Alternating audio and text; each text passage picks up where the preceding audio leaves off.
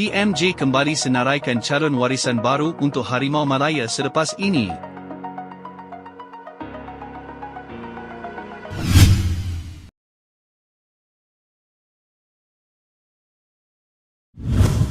Arena bola sepak tanah air kembali hangat diperkatakan apabila Tunku Mahkota Johor TMJ memberikan bayanan jelas mengenai hala tuju baharu skuad Harimau Malaya selepas ini.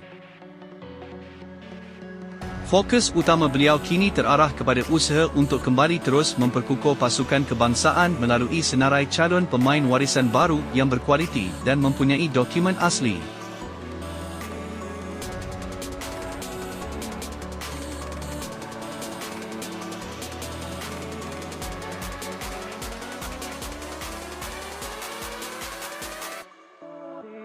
TMJ mengatakan beliau ada senarai pemain warisan baru dari Liga Top Eropah dan Australia yang sudah pasti memiliki dokumen rasmi untuk memperkuat Harimau Malaya selepas ini.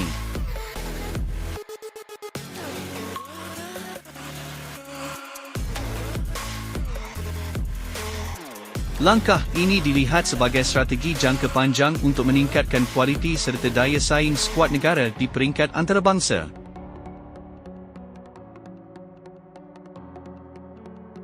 Pengalaman dan pendedahan yang diperoleh pemain yang beraksi di liga luar negara terutamanya di Eropah dan Australia dianggap sebagai aset berharga yang mampu memberikan dimensi berbeza kepada taktikal pasukan.